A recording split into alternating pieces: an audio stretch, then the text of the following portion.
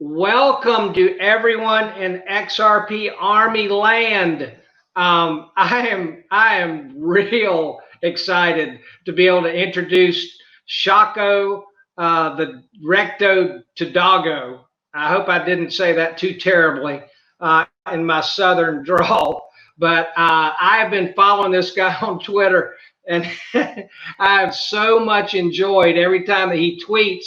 And every time I follow back up, I end the last word that I say in every tweet with an O. So it is an honor and a pleasure, and I am really looking forward to talking with this man. And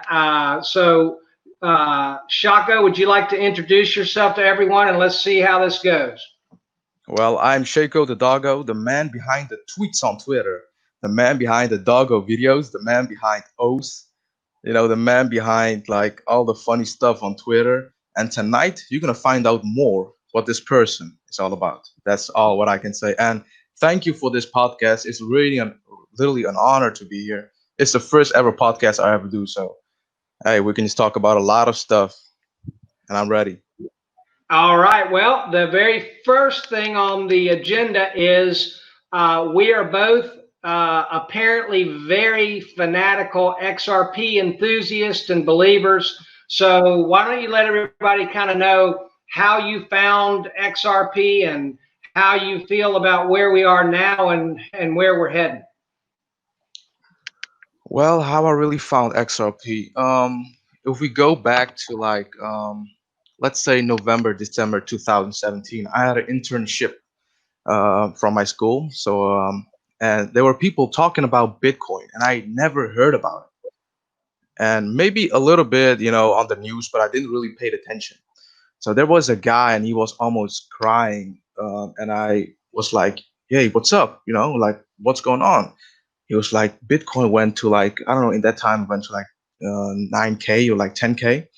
And then I was like, "Yeah, but what do you mean? Like, what?" I literally had no idea about a coin, a price, or like the economy. I had no idea about anything. But he was explaining me like, "Yeah, I had 2 Bitcoins and I bought it like a couple years ago. And then a friend told me that the price went up and now I have 100K. I can't believe it." And I was just looking at him like, "Yeah, nice. Now I want to be rich also." But I was really like, I didn't know about it. But that's the thing what I did. I asked him questions like, "Hey, where did you invest?" And I was very interested in this. And you got two different peoples.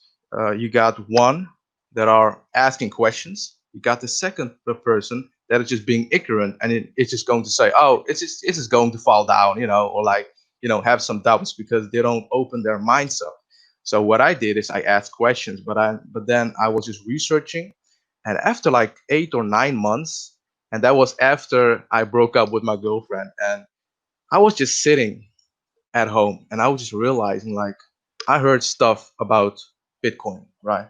I heard stuff about other stuff, and like other opportunities to like make money and like, but I had no clue about any financial education. I didn't even had financial education. Like if you would tell me what would you do with a million, I would say I would buy a house, buy a car, and just live my life like within for the next 50 years. But I had no idea that 1 million was just not enough, just live your life with it.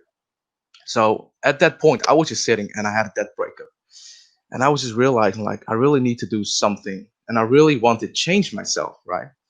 So I was just sitting there and I was looking at coin market cap, and the first thing that got up, and that was XRP at number 2, and that was around August 2018.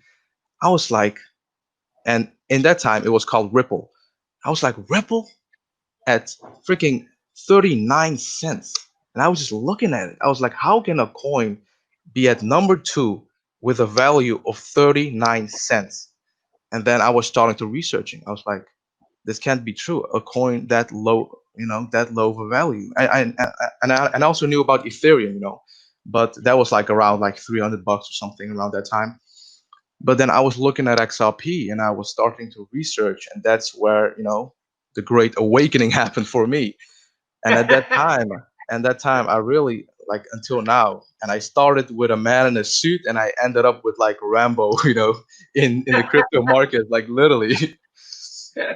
But that's where it started. Like, I just, if you want change, you need to change yourself, and that's what I did. I changed myself, and I was like, I really need to be open in this. And the only thing I knew was, all the connections with the elites and with all the stuff happening around the world. But I didn't knew anything about the economy and about other stuff, the banking system and all, and how money will be transferred. And I didn't knew anything about it. And in 2 years of time, I've learned so many things I ever, like literally, if you would compare my school time, with like the thing that I did in those 2 years, man, I just learned so much in that 2 years that I've ever learned. And in your university studies, what were you? It wasn't anything to do with business or finance when you were getting your traditional schooling. It was about logistics, so it's more like what Feature is doing, with the goods and with the codes, but it was just logistics, and there were people talking about that, and also about Bitcoin and stuff. So I was really surprised. Like, there were people talking about that. And so, did you originally buy Bitcoin? Was that your first venture that you purchased into the cryptocurrency space, or was XRP the first thing that you got? I really have to think about it because when I'm like thinking back around August, um, I don't think that I bought Bitcoin. Like, I was still following the price, and I saw the drop, and I was just thinking. I really think that I bought XRP as my first coin because I can remember I had a screenshot on my phone, my first $20 into XRP, and I was very proud. I got, like, how many coins did I got? Like 50, no, like 80 coins, and I was like really proud. Like, yes, I'm gonna make it today. I saw, I think it was XRP Yo-Yo today said, do you feel like 1,000 XRP will make you a millionaire? He just tweeted that out just a little bit ago. And I'm hoping that if that happens, I'm going to be real happy. Yeah, we are going to be very happy, and it's really a blessed thing to be here in this space. And $1,000 per XRP, that's literally like how the price is right now. It's around like 20 cents. Let's say it's 20 cents. So it's like literally 5,000 times, Yeah. your money usually that you have, and that's crazy. Like, it's And unimaginable. I think actually, again, the way he wrote it, it was 1,000 XRP. So not $1,000 worth. So if you think about what the price per XRP would be in order for it to be $1 million, that would have to be a really high price for XRP. Exactly, it has to be like a really high price. I agree. Yeah. And I'm hoping it's going to get there. Well, where do you feel? One of the things that I like to ask everybody in these interviews is Brad Garlinghouse around last October said that we were in a marathon, not a sprint, and we were in about mile 23. How do you feel? Where do you feel like we are on that marathon track now? Like, you got two types of people, right? You got one person that's saying we need to do research, and that's of course that's the thing, and the price won't go up within like the next 10 years. That's what they say, or like 5 years. So they're like people that are waiting for such a long time, and they're saying like, this is a long haul. We have to be there for a long time. You got other people kind of like me that are saying, within a couple of years or maybe within months, we could see a huge price action. And how I really see it as like XRP, I just look at two scenarios. One is just that traditional bull run that's going to happen. And what XRP did the last time, that was 57,000% gains without utility, without anything, without literally banks. It was just XRP. That's it, and it went 57,000%. That's 500, or like 570 times your money, I think. And Yeah. that's already a huge progress, and that's just without the banks, without anything. and imagine what will happen with the banks and with utility. So I usually think the first thing that that could happen is the bull run, and we could make a lot of gains. But I also think about, and that's what a lot of people are saying, flipping of a switch, so that finally all the banks already almost are connected. They already are connected, and the only thing what they need to do is finally move over to ODL, to on-demand liquidity, and finally just wrap it up, and then it's already. I mean, a lot of people are saying like, oh no, this won't happen overnight, and I really agree on that. But if you already see, like Ripple has been here for a lot, not a long time, but they have been here. The coin has been here since 2014, I think. So it already has like 6 years of time to build a lot of things up. And people may say like, oh, it may take a lot of time, but still 6 years of building it up until this day, until this pandemic, all the things that are happening now.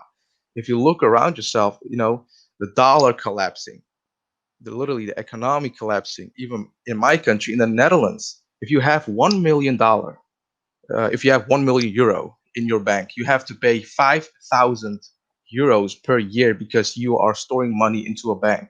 Usually, they gave you the interest rates, and now you have to pay them the interest rates, and it's pretty ridiculous. But now we really need a new financial system because it's about to collapse, and it's going to get very ugly. I'll be honest. I don't see how much longer they can kick the can down the road. I mean, do you? I mean, the last number that I heard was that the IMF was receiving requests from 100 nations over across the world for economic help. Help. I mean, how much longer do you feel like they can try to prop this system up? If you compare how much money they asked, like from last year until now, it's getting ridiculous. Like the same thing what happened in the U.S. Like first they were printing how much, $50 billion, couple hundreds of billions of dollars. Now they're almost printing $1 trillion, and I already see the end is coming. It's coming very soon. Maybe like this year, maybe like the beginning of 2021.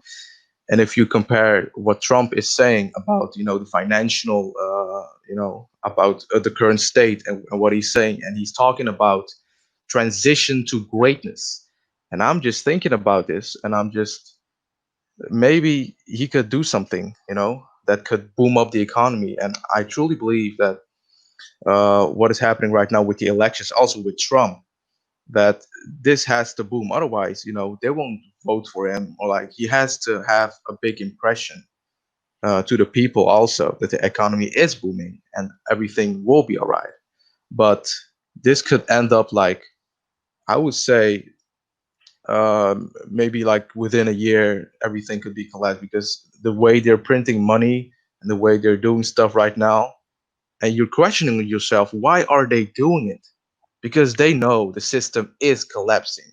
You know, they're not dumb people, they're very educated people. They know that the system is going to collapse and we need a new financial system, and everything is literally planned. Because if it wasn't, they would just have their heads, their, they would be just be very worried about stuff if this wasn't planned. But just like there was one president that says everything everything happens not as a coincidence. And that's so true because everything that's happening right now, it's not a coincidence.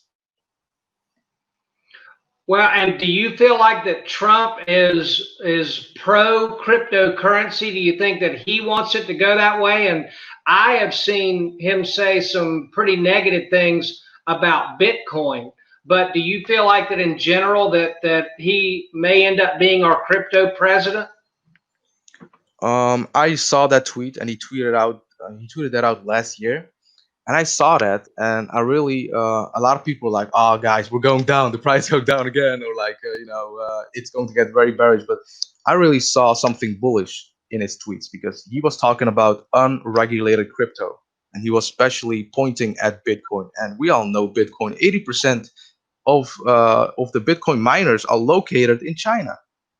And now, if you see, the kind of economic war between China and the USA, now you have XRP made in America, and you got Bitcoin 80% of the miners located in China. And to be honest, it's centralized. I mean, you got 14 holders of Bitcoin that are controlling the market. And I damn sure know that Trump doesn't want that. And now with XRP, I truly believe that he won't announce it like, publicly, like, hey guys, we're going to use XRP and everybody's going to buy. No, that won't happen. What will happen is he will say stuff that, he has boomed the economy and this and that, but the things will happen behind the scenes. I don't really think that he will promote XRP. And if you think about yourself, Ripple is a $10 billion company.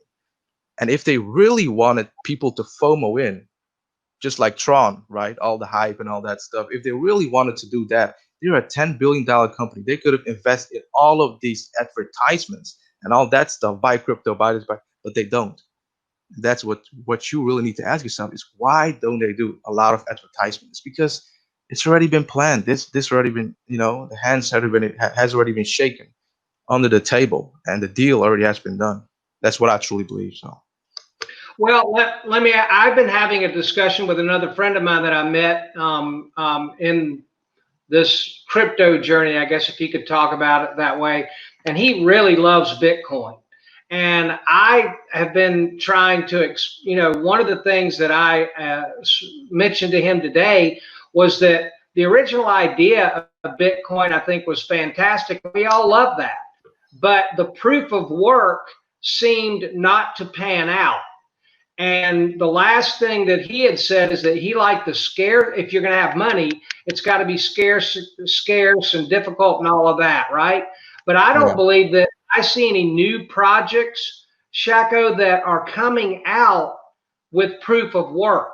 Have you seen any other new projects that are coming out that are utilizing proof of work instead of going to, say, consensus maybe? I think that I already saw a couple of assets that are using proof of work. And my take on proof of work is, especially on Bitcoin, is like it costs a lot of energy. And if you compare that to XRP and what XRP is doing, XRP, it doesn't even take like a lot of energy to produce a transaction. And that's why I really find XRP more eco-friendlier than Bitcoin. And now with Bitcoin doing that proof of work, you already see the miners, right? And with the Bitcoin halving also happening, that happened like a couple months ago. And if you see that the miners, like a couple years ago, you could have mined 1-2 Bitcoins like in such a small time. Now it's just within like a month you can make and it also depends on the kind of technology you're using, on that mining rigs and that stuff, how many you have. But it costs a lot of energy. It's like 1% of the world's energy. That's a lot. Well, and again, that's the thing that I don't understand is when people have the Bitcoin maximalist attitude. I mean, I own a little bit of Bitcoin, and I wouldn't mind it going to 100,000 to Bitcoin at all. But I just don't see that it has the capability of mining. Now, how do you feel about how in the world did Ripple go from in 2012 as a little startup in San Francisco? How did they become a $10 billion company? I mean, that doesn't happen normally. But how do you feel like? Do you feel like that maybe Ripple was chosen to do this from the get-go, or do you feel like that the government felt like they needed to do this and they chose Ripple to be the company to do it? And you're asking me like how did they became like from such a small company to like a $10 billion company? And that's the only thing I can answer is they're solving a problem. They're solving a huge problem. And like right now on just on a text message, I can send you a text message within seconds. But if I'm gonna send you money, it's gonna take 3 to 4 days cross border. And that's a huge problem, especially with the system we're using now. We're literally using a dinosaur technology right now. It takes like for 3 to 4 days to settle a transaction. And it's also like 8% chance that you will lose that transaction. So you will literally lose your money. So what I truly believe is the reason why they really grew is because they're solving that huge problem But that's the thing. Ripple, the company, has been built later on, later than the digital asset. And that's the thing people don't get is Ripple didn't create XRP. It has been given to Ripple. And I truly believe that's why they choose like Ripple to be the chosen one, because this asset has been there for such a long time, and it just really needed to be released in the public, and now it is. Well, do you feel like that? Did you ever watch any of the SPQR videos?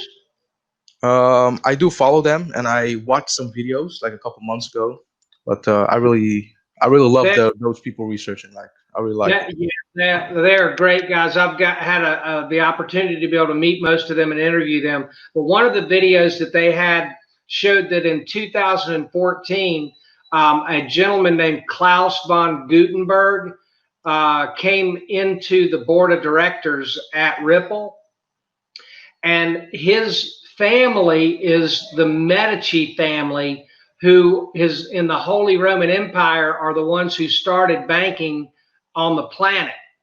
And so to be able to, I believe when he got onto the board of directors at Ripple, that he, in 2014, I think that he was able to introduce the people at Ripple to a lot of other important people. I mean, it's just not ordinary for a company to start up like Ripple has and get to a $10 billion valuation that easily. I think they had to be, destined to do this somehow. Yeah, exactly. So again, when we're looking at a 26-mile marathon, you feel like that and I understand that you feel like some people say it's going to be maybe a 10-year happening, but you feel like that we're probably going to get to that adoption quicker. So do you feel like that the regulations are still the number one thing that are holding us up? First I was really paying attention on the regulations and on that stuff, and I was really also telling people on Twitter like, hey, we need to wait on regulation. But there could also be that the regulation has already been done. Asia is ready. Asia is ready to utilize XRP. Asia is just waiting. And why is America still lagging behind? And that's just because of the regulatory clarity, of course, and the framework needs to be settled in. But now, as you see it, there could be a possibility that the regulatory clarity has already been done, and it just needed to be out there. And you also mentioned, I believe, that you are heavily involved in creating music as well. So how did you get involved in creating music, and is that your number one passion? That's not really my passion. I really love to listen to a lot of types of music. Like me personally, I can listen from country to rap to hip hop to like rock, metal, everything. And I just, as a kid, I was always listening to a lot of music until this day.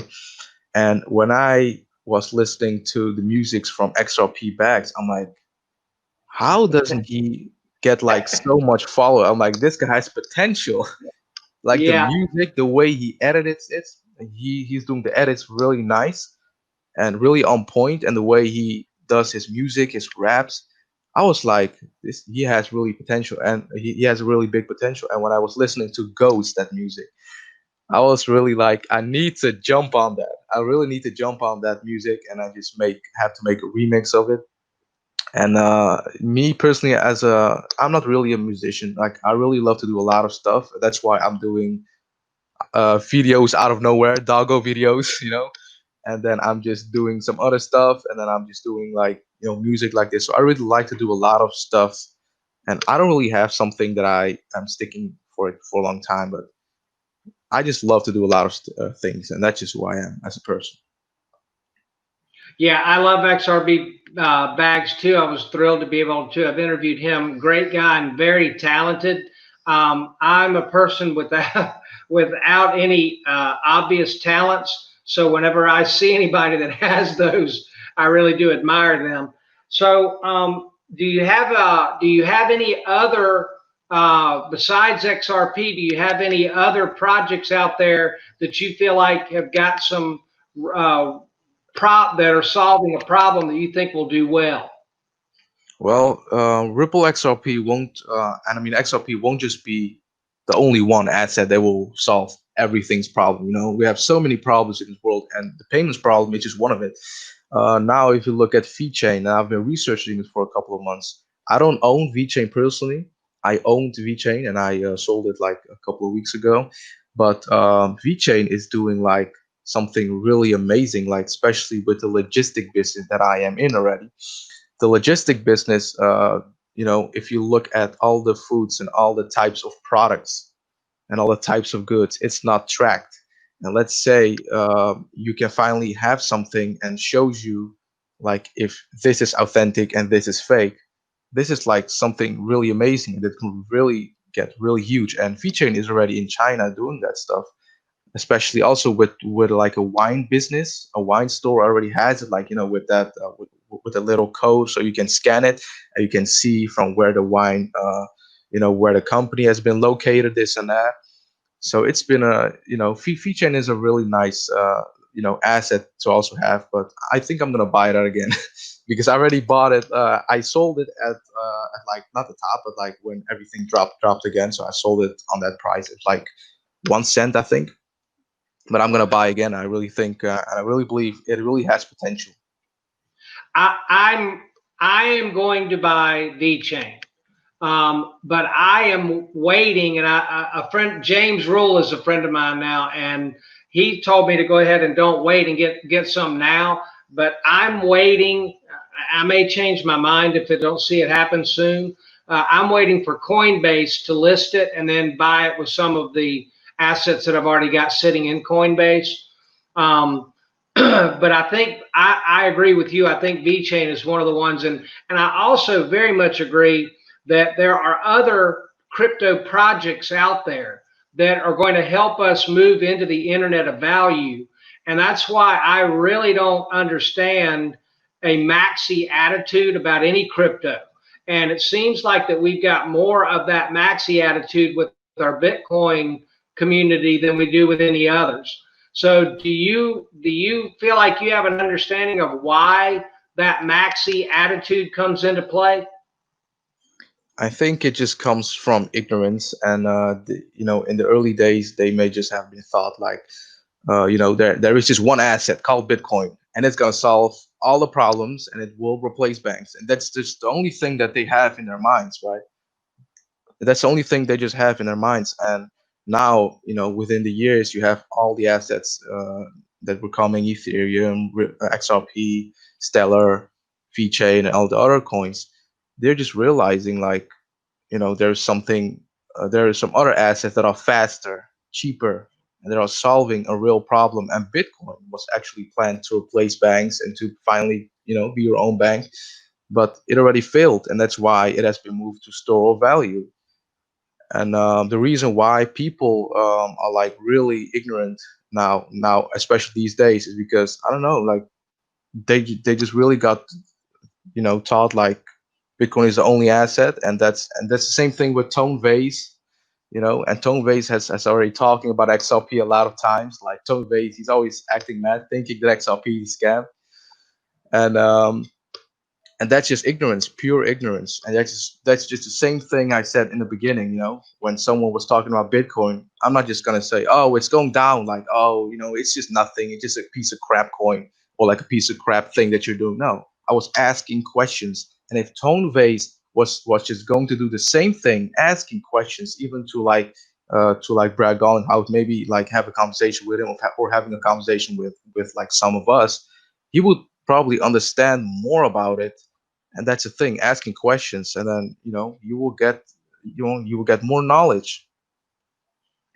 Well, and I think Anthony Pompliano is another one, but I think that some of these guys, maybe not Tone, but I think some of these Bitcoin maxi people, I think they may have so much invested in Bitcoin that they really want it to be the one to go up because they're not diversified. Because I just don't believe that Anthony Pompliano doesn't understand more about XRP than he lets on. And I'd like to give a great big shout out to Michael Arrington for the interview that he did with Pomp the other day, because he really did kind of put Pomp on the spot, and he didn't really answer it all that well. Did you see that interview? Oh, I haven't even saw it, but I'm pretty surprised. So I may look at it after it because that's really like It XRP against Bitcoin, literally. Yes, it was fantastic. Michael Arrington did a great job, and it was actually one of Pompliano's podcasts, I believe. But it was fantastic. I mean, Arrington put him right on the spot and said, I hear that you love XRP. And then you could see Pompliano squirming around a little bit and having to answer it. And basically what he said was that he felt like that Ripple could be successful, but he didn't really understand why XRP had to be a part of it. Oh, all right. Yeah, but Well, the thing, it but the works thing, with yeah, RippleNet. exactly. And and I could really understand why he doesn't get that XRP is in the picture, but that's what they need. They need XRP to like settle that transaction, and that's why XRP has been made. To bridging all the currencies, and it's not just currencies. It's like even gold, silver, and maybe even tokenized stocks. Like who knows? And also files like music files and all that stuff. So that's it's not just bridging currencies, and I truly believe that it will bridge almost everything that has just been digitalized. Well, Chris Larson talks about the Internet of Value, and so Scott with Love for Crypto talks a lot about the Internet of Value, and I can't even imagine what it would be like being you, because I'm 58. I'm not going to see it as much, but the life that you've got ahead of you as this Internet of Value develops is going to be, I mean, with AI and digital currencies and everything being tokenized, I mean, you've got quite an adventurous life laid out ahead of you. And I applaud you for being one of the 1%ers that is understanding what's going on now. And you got onto the digital train early while we're still in the station. Yeah, I mean, as a teen, like not really a teen, but like as a person that's 22 years old and realizing that this is the greatest opportunity you could ever get in your life, and this has Ever. just been tremendous. Like, and also like as a young kid, I was always fascinated about being rich and about having money, but that's just one barrier that I had, and that was like that question: how do I get there? And that's the thing. Once again, you could ask questions or you can be ignorant. And I ask a lot of questions to myself. And until this journey, like it's been so tremendous. Like I've been gaining so much knowledge from you guys and from crypto and from a lot of people also in the Telegram group chat that are talking about a lot of stuff, and also about real estate, also about how to create cash flow, and also how to start a business, because that's the real thing. What will happen after the crypto bull run? Because yes, we could have the money and we could be happy with it, but the question is, how do you generate more wealth so your children's children can just be happy with the money, and just as long as you get and a lot of people, they just normally think about just having that amount of money and just do a lot of stuff with it and just spending it on cars, on expensive stuff. And if you want to do that, that's fine, but I'm just more like a person. I really am thinking about the next 20, 30 years, what I'm going to do. And the real question is, what will you do after? What did you do after you left this planet, and what kind of footprint did you left? And that's also very important for me, especially. Well, I'm almost getting tingles up my spine as you're saying that, because that is the exact reason why well, twofold, that I started the XRP Army News channel and website. Number one was I wanted to be able to get my daily fix by having a centralized place where I could find the content. And that's why we put the website together, so I could find it easier.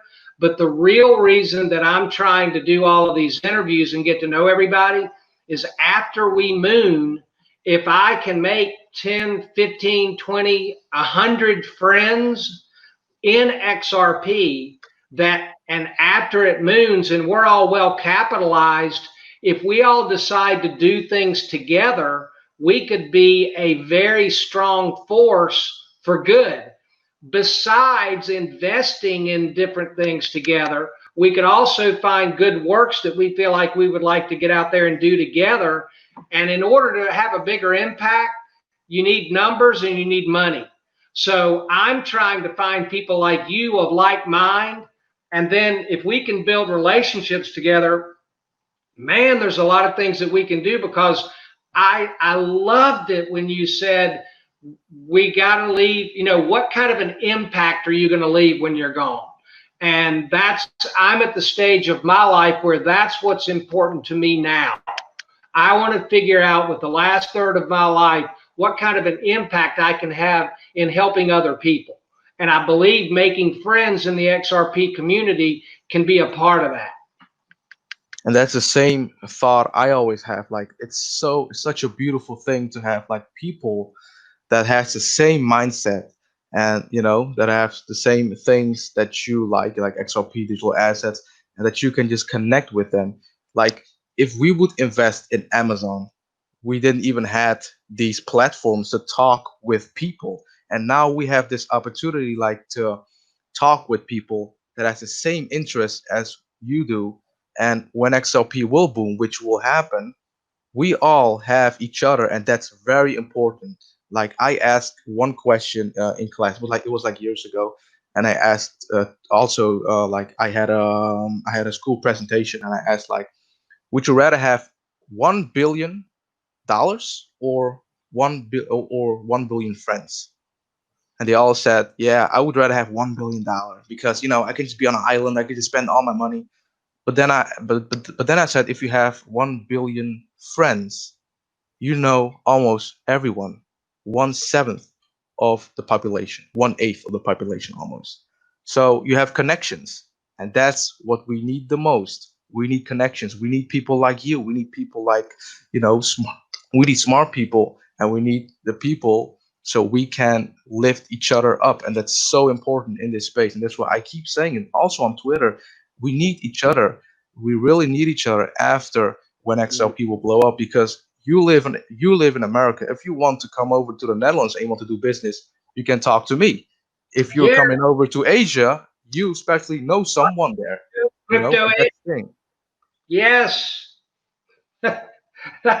If we can all share that message, Shako, and get more people to understand that if we can connect as this community, once XRP moons, God, we have got so much potential together. If we get out there and get to know each other and connect, there's nothing that we couldn't do.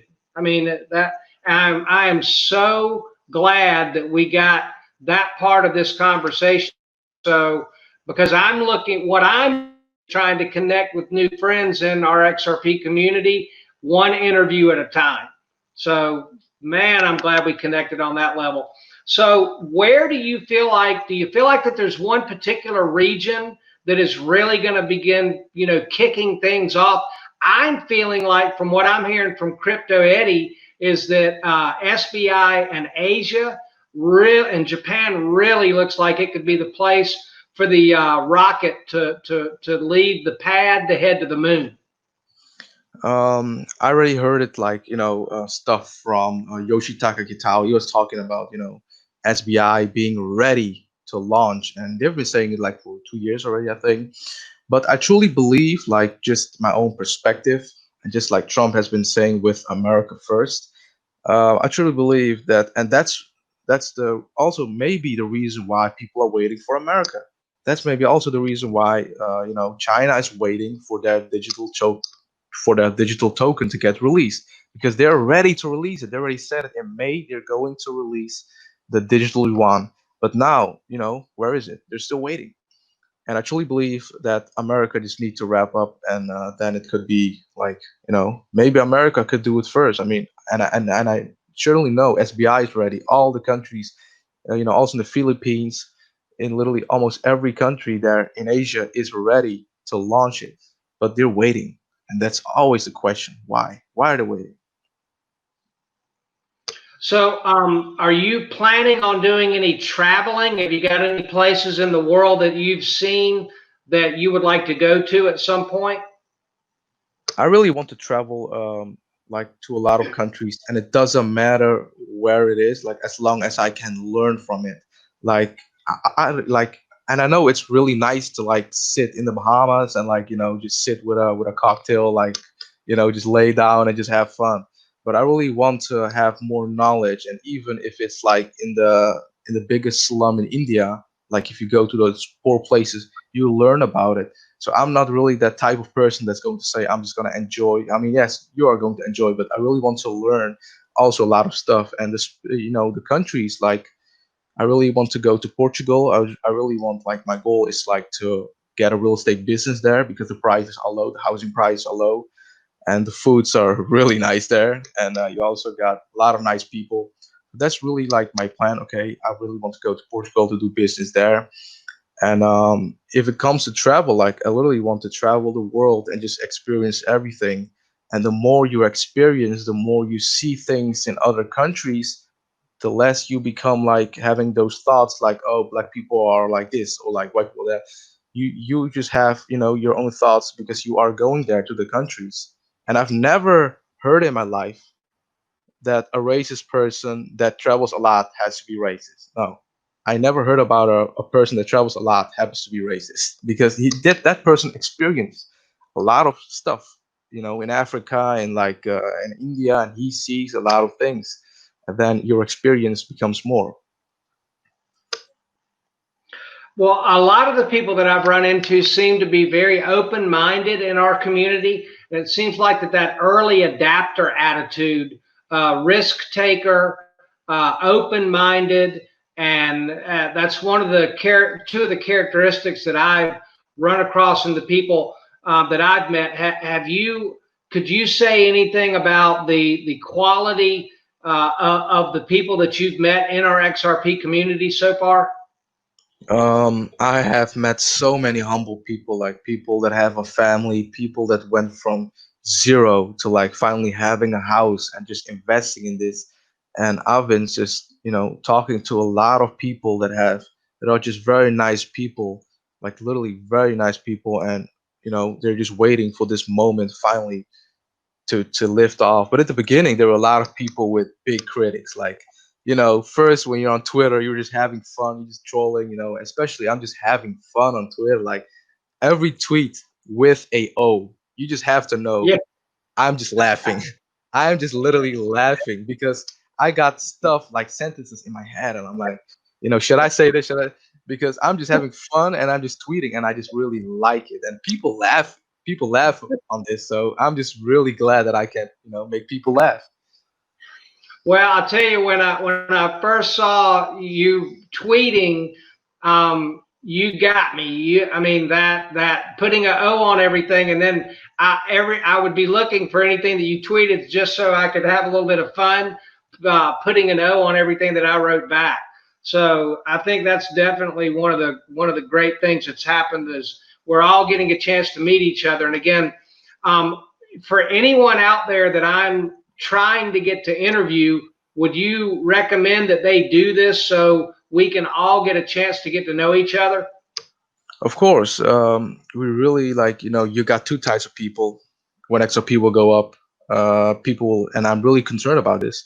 People, there are also a portion of the XRP community that will leave, because they were just following and they were just, having fun with us. But at the end of the day, they think about money, and that's fine.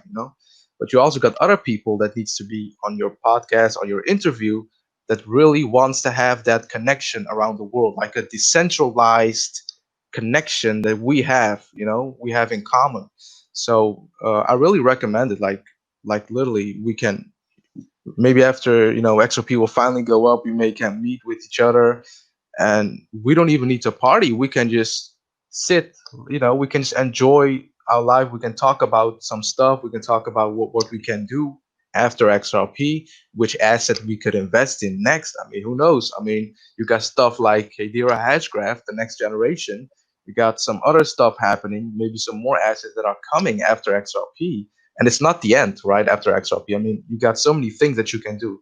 Investing in real estate, having your own e-commerce business, having your own arcade and just make cash flow out of that. You can do a lot of stuff, and we need to share this knowledge because I was the same person when I came into this. I was the same person that had zero knowledge about anything, and I learned it. I read books, I did a lot of research, and now I just want to give it to the people, give all the knowledge that I have to the people, and I really love it just to see their glimpse on their eyes, like, whoa, I didn't knew about this. And I'm just, we learn from each other, and that's what I really like. Well, and I love that the digital asset investor shares the strangest secret in the world by Earl Nightingale a lot, because I think it's really important that people do understand that we do become what we think about all day long. We do. And all more money does is make you more of who you really are. So if a person is a jerk, they're just going to be a jerk with a lot more money. If they're a giver and a good person and a loving person, they'll just have more opportunity to do more of that. And I'm overwhelmed by the amount of people that I've been able to interview so far that seem to have that all kind of the same mindset. So I'm just trying to connect each friend one interview at a time, and it's really been great. So going off into another area, I know that we talked briefly right before we got started that Miss Ghislaine Maxwell got arrested yesterday, and she is likely to be going to the same prison that Mr. Epstein was. And I wanted to know if you had heard about that and if you feel like that she'll be put on suicide watch. Well, now we're going to the spicy parts of this conversation. Well, isn't that a coincidence? Like she, being deported to a cell that has happened, coincidence, right? That Jeffrey Epstein has been. I mean, this is like, and especially these months has been the most craziest months we've ever had. And you got normal people like, just average Joes. They're coming on the street like, yeah, this has just been a crazy moments, right? The virus and stuff happening, and there the conversation ends. But people that are awake that knows about this, the conversation continues because we all know what's happening behind the scenes. And the stuff right now with Epstein is with the right hand of Epstein, Maxwell, being arrested by the FBI. I literally think that she knows a lot about, Hillary Clinton and the stuff what's happening there with the pedophile ring and with, and also who came to that island, Bill Clinton, Hillary Clinton, Bill Gates. You got all of these top people, Mark Zuckerberg. They all went there, and why did they went there? And I understand he had his own island. He did, you could just relax and do your own stuff. But Hillary Clinton went there 26 times for what? And there's so many questions that you're just asking yourself. So many coincidence. That's what people say that is just happening right now, and especially now with the virus, right? The virus is coming, and I'm not gonna say the virus is fake, but the first month in January when where they announced that China had that virus, right? There were videos of people falling down, literally falling down when they had coronavirus, and we were scared. We were like, if this virus will come to our countries, people will fall down. We were very, very scared. But now, if you just see, now it's just all of a sudden, it's just like a common flu. So I really believe that they're just scaring us and they're just trying to obey the law. They're just trying to finally get their agenda done and finally get their stuff done. Their agenda 21 and their implementing of the RIVD chip, and finally to control people's mind and also people's the way they behave. So there's so many things happening and so many coincidences now for the past couple of months, and it's been an eye opener. I also see a lot of people opening their eyes and seeing like what Bill Gates, his true colors, the true colors of Bill Gates. Like, and first I didn't even knew that Bill Gates was also a part. I mean, I knew he was like one of the richest persons, but I didn't knew that he was a part of this vaccine, and I knew he was investing in this big pharma industries and that stuff. But then I realized the reason why he did it is just to make profit. He made computers Microsoft computers, but yet he didn't release a antivirus for the computers. And the beginning of those times, like especially in my time, also like and I don't know if a lot of people would know, but on those Windows computers, Windows 98, Windows 2000, you had a lot of virus, and you just had to buy a separate disk to get the virus cleaned up. You just had to buy like something $100 like a disk, and then you just have to put in to install it, and you just could like fix, and you just should get rid of the virus, and you could get rid of the virus very quick. But that's the thing. Bill Gates is a businessman, and the thing what he's doing right now with humans and with people is, which I believe, is he just, this pandemic is just like literally a pandemic, and it's just planned everything that has been happening today. And that's also why he just and all the things that is happening right now, he just predicted it all in 2015. If you also saw on TED, he was saying stuff about, yeah, we could have a virus, guys, we may could have a virus, yeah. And then why, like, did you saw that video? Yeah, presto changeo, here it is. Yeah, that's so weird. And also with that meeting around October, that secret meeting in New York, about the virus. And all of a sudden, the viruses came from Wuhan, where also a lot of stuff happens. Also, a lot of experiments also happens in a lab. And this is crazy times what's happening now. And I really like what I have in my mind. There could be a second pandemic. And the reason why I believe that would happen is because right now it already has been happening now. The cases in the US has already gone up. In the Netherlands, in my country, in the Netherlands, it looks like a little bit stable, but in Europe, it's already going up a little bit also.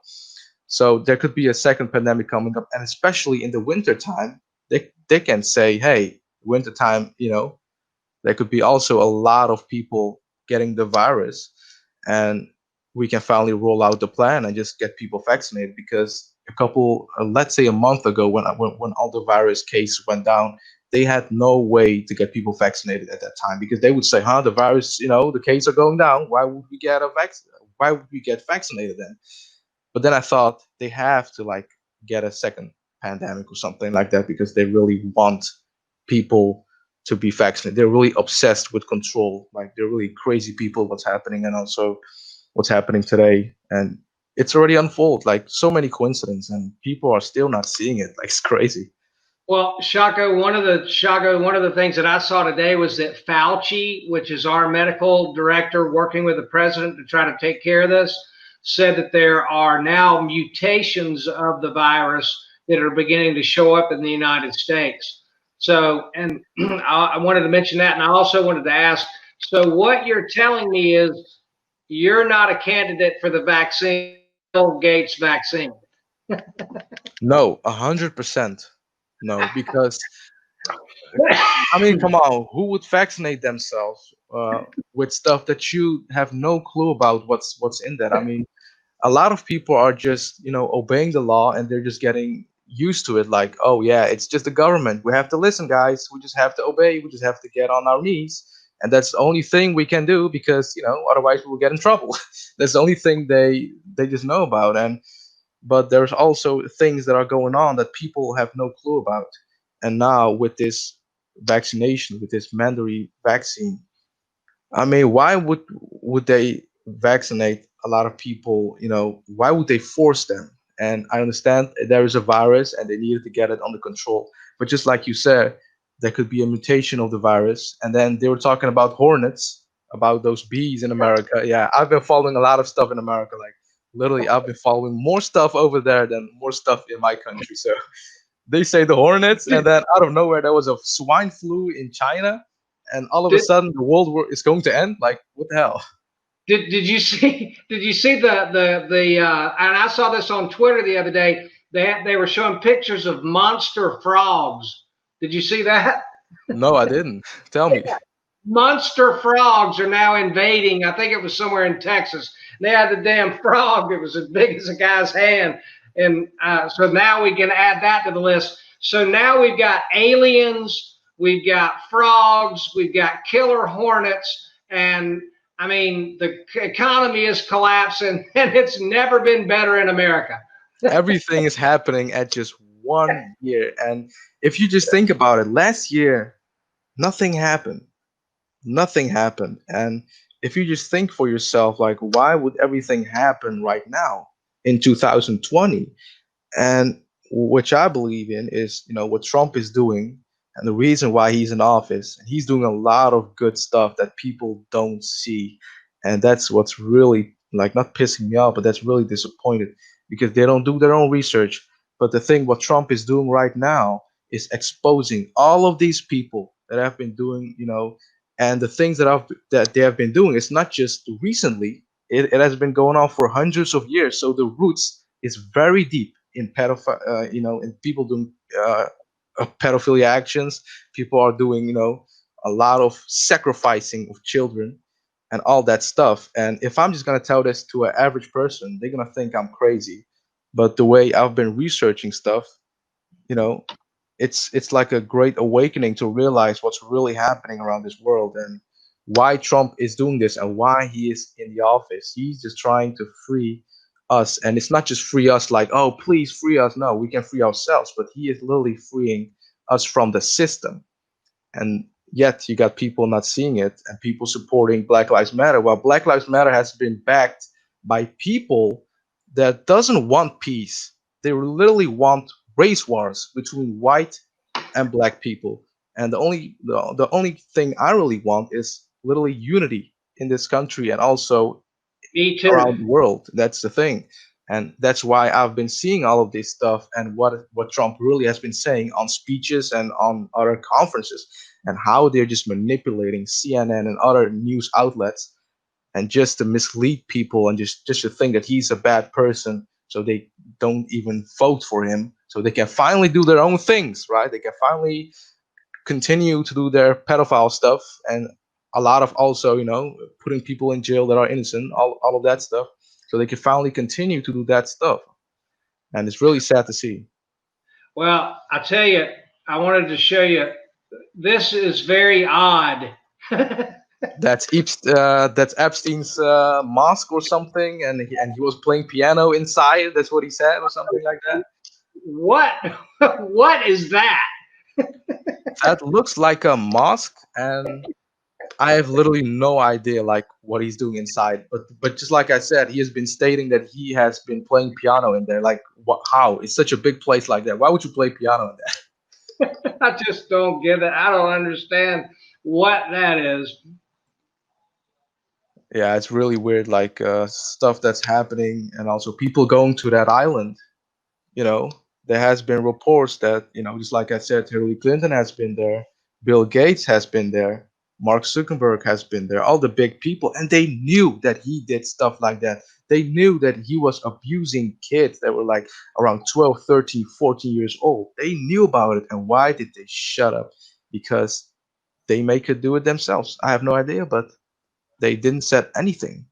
And that's the question I also have in my mind. Why didn't they just set it like, hey, bro, why are you doing it? Like, and Trump, Yeah, and that's the thing with Trump. People saying like, oh, but they had, and Donald Trump has also pictures with Epstein. But the thing is, Trump can make pictures with everybody. He made pictures like on every meeting. He may take pictures with some people that could be bad.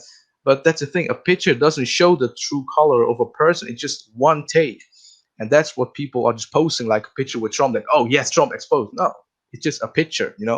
And the thing with Trump and Epstein, and Trump has been stating they weren't friends. They weren't friends. And he went to Mar-a-Lago to that place, in Florida, to that party, and he also went to the parties a couple of times. But then he got kicked out after he realized that Jeffrey Epstein is just a pedophile, and he just got kicked out of that. And Trump, and a lot of people can say bad stuff about him, but he has some good stuff. And but the only thing what they see is just the bad side, and that he said grab her by the pussy. I've been talking to so many people, about Trump, and I literally, the first glimpse, if I'm gonna say I am a Trump supporter, they're gonna think I'm racist. That's one. And I'm not white. That's the weird thing. I'm white, and they're gonna call me a racist, and they're gonna call me like, oh, well, why are you gonna support Trump, and why this and why that? And some people has just like been saying like, oh, I don't even want to have this conversation because he's a rapist, he's a racist, but they don't ask questions like, hey, why do you support him, and why do you really like that person, and what kind of good things did he did. And just like I said in this entire podcast, asking questions will lead to more knowledge. Well, and I appreciate that. And I'm a libertarian. And so I like to look at the right side, Trump, and the left side, right now. And the one thing that I keep coming back to, Shako, is that America is $147 trillion in unfunded liabilities. Now, that's all of the American Social Security and Medicaid and Medicare, all of the entitlements that they promised all of us that they don't have any way to pay for. And the Democrats and the Republicans both contributed to that, not one side or the other. So I'm kind of a unifier in the middle. I'm an American first. And if Trump is my president right now, I'm going to support him. When Obama was my president, I supported him. Now, having said that, I do more align myself with the conservative ideology. And the thing that I admire the most about Trump, and people can like him or not, but the guy has got a set of kahunas on him like nobody's business. He knows what he's going to do, and he sticks to his guns, and I admire that greatly. Exactly. Just like what you said, he has balls, and the things what he has done for the American people. Like, I really know more stuff about the president than people living in the United States of America. And the stuff what he did with Kim Jong Un, he made peace. And what did Obama did? He almost wanted to have a war against North Korea. The things what is happening with Afghanistan, also with the war that Obama started, spent trillions on the war, and now with Trump trying to get things, and they already signed the peace sign, I think, a year ago, and also a lot of things that he did good. The lowest employment rates for African Americans, the lowest employment rates for all types of people, women, for literally everybody. It was the lowest employment rates when Trump, and still is, you guys' president, and he did so many good stuff that people really can't see. And that's why I still spread the message. And the thing about Joe Biden against Trump, if there was no elite involved in this, I would just say go ahead, vote for Biden or vote for Trump. I don't care. But now there are literally elites backing the Democratic Party. And that's the same thing you see with Black Lives Matter. And I really understand a person that doesn't know about this. They're supporting Black Lives Matter because they really want justice, which I understand. But the elites are so sneaky with this, and they're behind those people, and they're pushing them to destroy their own cities. And what's happening right now, and all Yeah. the things. And they're very smart. Like, the elites are smart people, but I truly believe the military intelligence has, it's already like 5 6 steps ahead, and that's what I truly believe. And Trump may sound stupid and that stuff, but he has been in the real estate business for a long time. He has been in America for a long time. He knows a lot about all the people, Hillary Clinton, even Epstein. He knows a lot about everybody. He has been in this business and also in the Hollywood business. So if you really think that he is a dumb person, he knows more than people think. And Shaka, what other thing has he got a lot of experience in his business life? How many times has he run himself successfully through bankruptcy? True. That's also true. Like, you got a lot of stuff that he released, like Trump Ice, or like Trump. There was like an arena that he also did, and also like a Trump. Oh, what was that? Oh yeah, Trump Casino. He also had his own casino that also failed in bankruptcy very fast. And I would say, like, that's the thing. You fail and you're just going up. You fail, you're just going up. But And I think he can lead us because of that. He could lead us through the new reset of the world economy, or at least the American economy. I think that's in his skill set of how to navigate through a reset like that.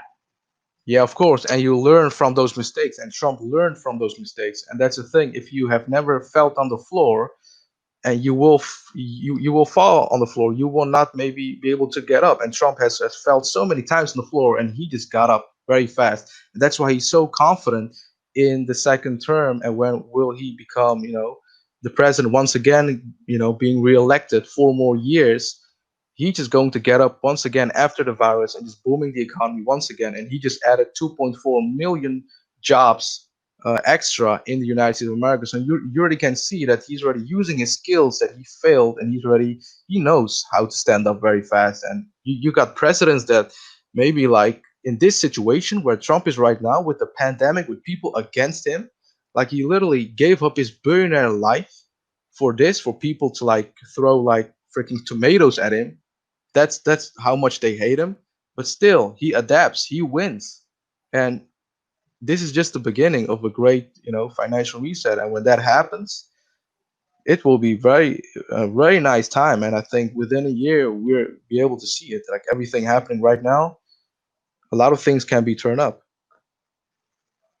Well, I'm a spiritual person, and I believe that everything is going to work out. I'm a half, three-fourths full guy, and I just always have been. Some people call it a cockeyed optimist. And I believe everything is going to end up working out for the best. And it always has in history. We keep going. And so if that's the fact and that's true, then it kind of takes the pressure off of me just to be able to enjoy what's going on and try to keep a level head when everybody else is losing theirs. I just kind of try to keep calm. And I really like that of you because you're just being optimistic and you think everything will be fine at the end of the day. And that's the same thing that I've been thinking in my mind also. And also, a great technique that I'm using is when before I sleep, I just think about nice stuff like, having my own business, doing this, doing that, meeting a lot of people from the community. But that's the thing. You just need to think positive before you sleep. And I realized that like a couple months ago, I already did this until this day. And I've been really more like a happy person than I was before. And I already was a happy person. So I realized a lot of techniques that you can use with your brain. Like we all have emotions, right? We all have anger. We all have, that we feel very sad. But the thing about it is, they're just emotions. They come and they go. So always when you have those emotions, just try to like do all your best not to release it that much. Like let's say you have an anger on someone you called, let's say a friend, and he just said stuff about you or about your wife, that stuff. You got that anger inside of you, but you really need to control it, because at the end of the day, your anger will temper down. And it has a lot of things in common with your mind. Your mind is a very important thing. It's like a pilot, like literally a pilot. Well, Shako, if you ever get the chance, or if you've never heard of a writer, a motivational, inspirational writer, a guy named Og Mandino. If you've never heard of him before, Google him. And he wrote 13 or 14 books. One is called The Greatest Salesman in the World. Doesn't really have anything to do that much with sales, but it does. And then he followed that up right after that, and they kind of layer into each other. He wrote a second book called The Greatest Miracle in the World. And in that book, he's got this little thing that you're supposed to read every night right before you go to bed for 100 nights. Right before you go to bed. It takes about 10 minutes to read it. And I did it. For some reason, I just decided, and I was actually about 22 when I did it, your age. And every night for 100 nights, for 10 minutes, I read this little thing called the God Memorandum. And it literally, I believe, now that looking back on it, what I think it did is it reprogrammed my subconscious mind. Because what you go to sleep with, the last thing you go to sleep with, is very, very, very important. But if you ever get a chance, and if you go onto YouTube and search The Greatest Miracle in the World, or no, excuse me, The God Memorandum, They've got people on there who've recorded it, voiced over it. But it's a really wonderful, positive message. And at 22, I did that for 90 days, and it changed my life forever. All right. Maybe after this podcast, you can send me that link or something I can just look up, because I Yep. really love those stuff that really because if you experience it, like a normal person that's just going to listen to this, is going to think like, all right. But if you experience it, you're really going to think like, hey, this works. This really does work. And the same thing with counting backwards. That's also what I've learned. Let's say you're in bed and you're just going to work and you think like, oh, I don't really want to go to work. I'm just very tired. If you count backwards, 5, 4, 3, 2, 1, and this method has already been used in the army. Like, 5, 4, 3, 2, 1, guys, let's go, or like do something like that. That's like a thing in your brain that's just Back up. I just yeah, you have to stand up, and that's like a tick in your mind that just I and you like that. just freaking do it. And I already done this a couple of times, not a I lot of like times, a couple of times, and it works. Like it really works. And also with workouts, like if I really do like a couple of sets, and I really want to do my last set, let's say on my bicep workouts, and I do 5, 4, 3, 2, 1 in my head, I just have that tick that I really need to do it. Like I just really need to do it instantly. wonderful. All right now, so are there any other? What's the best book you've ever read? The best on financial, yeah. I mean, the best that I ever read was Poor Dad, Rich Dad, and that's really that story, where he had a poor dad and he had a friend, and his dad was a rich person, and he compares like the differences, what he learned, and that was really like the best book that I've ever read, because I'm not really a person that I wasn't really that person that read a lot of books. Like at school, I wasn't really that motivated to read books like with stories, or like that stuff. But and again, because of XRP, I read a lot of books because I wanted to be successful. I finally got a tool, I finally got a tool to like be successful, and I wanted to learn more. And the thing, and that also with people in here in this space, you got people in here, they're waiting like, oh, it's been 2 months already. Oh, I've been investing 2 months and I'm sick and tired of it.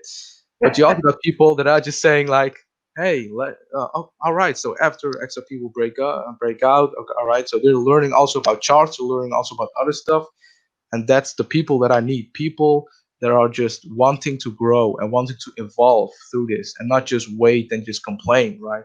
Because it's also how you behave in this space. It's not just how long you've been waiting. It's also how you behave as a person.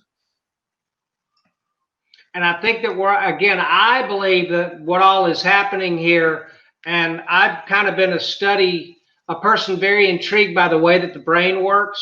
And when we were caveman, we had a brain the size of, the tip of my thumb, the reptilian brain. And basically all we did, Shako, at that time with that brain, all we could basically do was get food and reproduce, and that was it. There wasn't anything else happening in the brain of the caveman.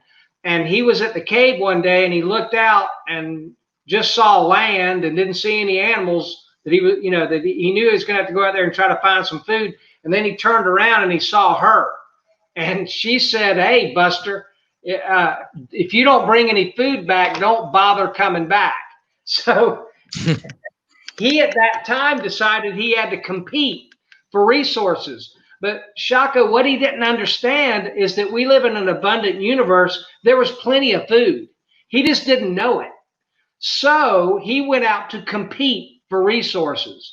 And then we got a second part of this brain. And the second part of our brain developed as we developed as a conscious being, and that got us planes, trains, and automobiles. But we're still competing for resources. Now the brain researchers have found this new part of the brain right here called the frontal lobe. The function of the frontal lobe seems to be more experiential than survival. So I think what's happening along with AI and along with digital currencies and along with everything else is an evolution of consciousness of the human being, where we're going to begin to do more in our experience of what we can do to cooperate with each other to enjoy this experience. Because we've got plenty of food, we've got plenty of money. It's how we are distributing it amongst each other.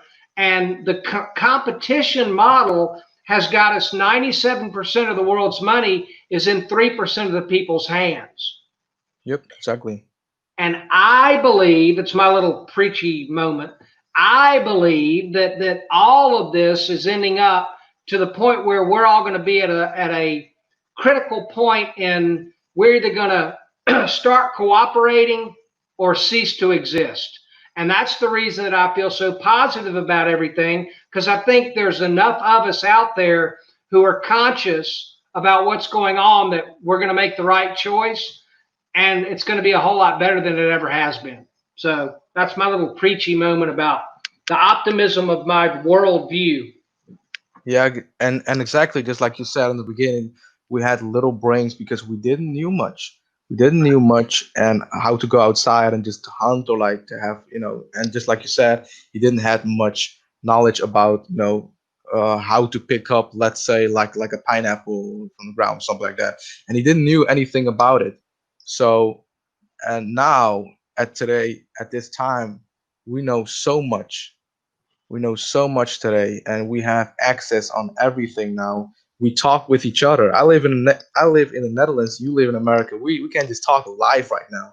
It's Mm. crazy how this technology evolves, and I really believe like your brain gets bigger and bigger because you just have more consciousness in your brain. But I also truly believe that you could have more consciousness after you're leaving this planet. Maybe like if you're leaving your body, you may could see more, you could hear more, you maybe could like have a sixth sense, something like that. And I also truly believe that you could do more after you're leaving this planet. Well, I was sharing with Jay, SPQR, Jay Holocene today. He's beginning now to look into music and frequencies, and that's a really good road to go down, by the way. But we're energetic beings, and one of the interesting things that the science people have found is you cannot create nor destroy energy; it just transmutes. So, yes, I'm in a body bag right now, but I'm an energetic being. And at some point, when I drop the body bag, I do believe that, if you want to call it my soul or whatever you want to call it, I do believe that the consciousness continues after I drop this body bag. And I'm interested to find out. I don't want to die now, but I'm not as scared of it today as I was previously in my life. I don't know what's going to happen, but I think it's going to be good. And I think maybe the reason why you became less scared of it is maybe because you know more about it, and you're just less worried about it, right? And you just know and you believe like, hey, we maybe could see more, do more stuff. But just like you said with the music frequencies, we can hear like a Mm. limited frequency. We can see with a limited frequency. We see colors with a limited frequency, and we think that this is everything, right? You see red, blue, white, all the colors, but I truly believe that we can see way more than we already see as today. Yes, we're operating basically in 3 dimensions, and there's a lot more going on than what we're experiencing with our five senses in our 3 dimensions. Yeah, I'm very confident of that. So another thing that I wanted to ask you to comment on is, did you happen to see the rocket go up that Elon Musk sent up? And did you happen to see the mouse on the back of the rocket? Oh my God, we're going there. Let's go. So I was just and that was after work because that lift off was like happening after I was done with working. So I was just watching the entire live stream, and I was just enjoying it. I'm just and it was a very nice moment to see that finally going up. But I also saw, same thing with the mouse. Like, how can a mouse be on that? Be on that thing that goes like how much 14, 15,000 kilometers per hour, and it even went to like to 26,000 kilometers. How can a mouse just walk in like, hey guys, what's up, and just walks back in like it's just nothing, you know? And the heat, if it really goes into the sky, how warm it is. Like literally, a mouse can just be like, it just can't survive on there. And I really saw that, and I showed it to people, and people think like, oh, you're just crazy, it just could be like a little piece. But how can a little piece just walks back? Like, this is so weird. Like, and I saw it, and I really thought about stuff because I've been researching all this conspiracy, and I don't really want to like to call it conspiracy because all the things are already are already, like being released right now, all the things that are happening right now and all this stuff. But I've been researching this for like since I was 10 years old and 11. I already was researching stuff, and in that time it was called the Illuminati, right? All this stuff and with the elites, and but then it will just turn out as a joke. Like the word is now a joke. If you just say Illuminati in public, they're just gonna laugh. They're gonna say, "Oh yeah, that those people, with the triangle, they're just doing that weird stuff." But I have been researching also on the moon landing and also on that stuff since I was a kid, and I saw one video of a man with a Bible, and he was telling Armstrong or like someone else that just went to the space. He was like, "Put your hand on the Bible and swear if you really went to the moon and if you really landed there." And they're just saying like, "Get the hell out of here." They was walking away, and I'm like, "Why would you do it? It's just like a little thing that you can do if it's true, right?" And those people were really religious, and they were just walking away, and they were like, "Yo, get the hell out of here." And they were just rarely being and also being aggressive. And I'm like, why are you being aggressive if someone just comes like with a book? And I'm not a religious person, but if someone would come up to me and I really went to the moon, I would just put my hand. I would say, yes, I already did.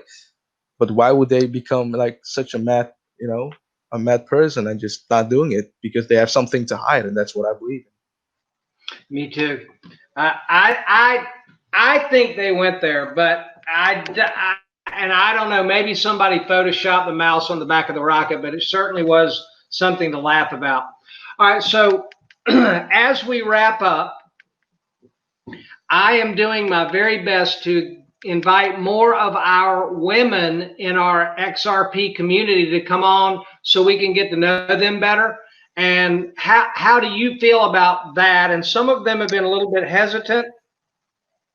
I think they may be a little, I'm not sure exactly what the holdup is, but what do you feel like that we need to hear from more of our women? And they tweet up a storm, but I would like to just be able to give them the chance for everyone to get to know them better. Would you like to see more of that?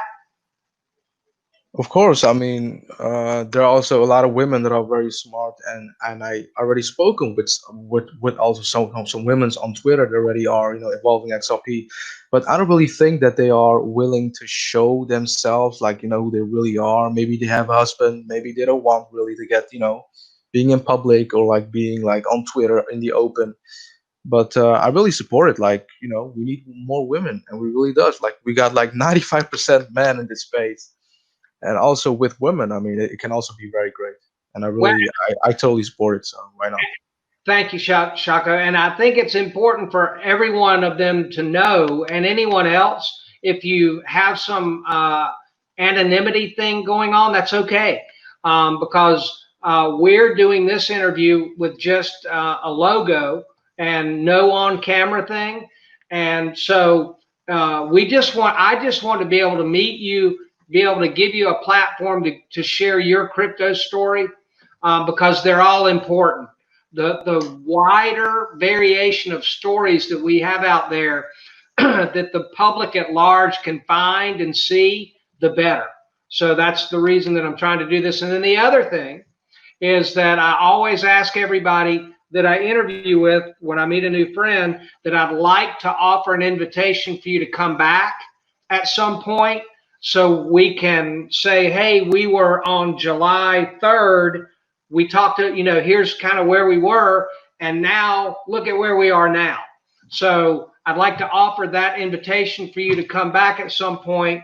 And it's an honor to meet another new friend. Oh hell yes! We're like just like you said with that interview later in the future. I truly believe that we're gonna sit in front of each other face to face, and you are having the biggest crypto interview platform, and me, with having real estates, doing speeches, being motivational, and we're just sitting in front of each other and just talking. I mean, that would be amazing. And I'm going to send you a picture so we can both see it in our mind. I know there are a lot of people here, and whenever they show pictures of where they want to be, it's always the beach. Well, I'm a mountain guy, and where I want to go, and I'll send you a link to it in Twitter.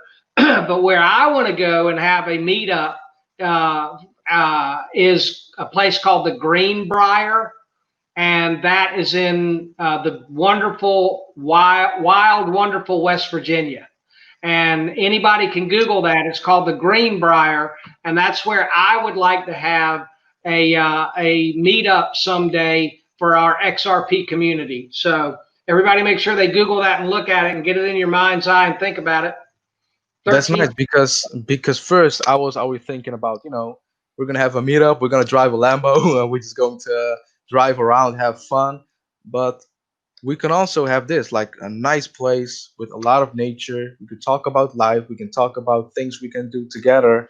Uh, you know, that's just very important. But I'm not a person that just likes to drink and just like to smoke. I never drank any alcohol. I never smoked in my life. I never did any drugs. Um, but it's also very nice to be like surrounded with a lot of nature. I mean, that's what's really nice also for me, me as a person. Me too. So, and I also will mention very quickly, since you kind of brought that up a little bit, for the other members, excuse me, in our community, we kind of had a little bit of a talk about that this morning, and you guys were involved with that a little bit. You know who you are, but I happen to be and I've been very open and public about this. I happen to be a recovering alcoholic and drug addict. And I have been grateful to have been sober since May 22nd, 1984. So I just wanted to throw that out there just in case there's anybody in our community that is struggling with anything like that kind of a thing. Then I'm more than happy to listen and talk and help any way that I can. And I've got 36 years worth of sobriety, clean time experience. So if anybody is running into any kind of difficulties like that, then please feel free to reach out and let me know. And I'd love to be able to talk with you if it will help. So I just wanted to say that. Exactly, and that's very nice because we're not just going to give each other knowledge about XRP. We're also going to help each other, and that's so important. And just with our experiences, we can just literally teach each other about other problems that they have in the past, or they have suicidal problems. I also helped some people with that. I also helped some people that really had like a really rough time. Like if someone in this XRP space has a rough time, you can always go to me, go to you, but especially me because I'm really opening to help. Doesn't matter how much followers you have. You have 2 followers and you're sending me a message that you have this and that problem. I'm willing to help, and that's the thing we always need to have in this space. I think that there couldn't be a better way for us to sign off with that comment. And again, I look forward to developing our friendship together. And the next time that we get together, I'll look forward to that as well. Hell yes. Thank you, my friend. Thank you. It's an honor to be here. It's very nice, and I'll sure do this interview again. And it's been a pleasure to be here. All right. Thank you. Goodbye, everyone. All right. Thank you.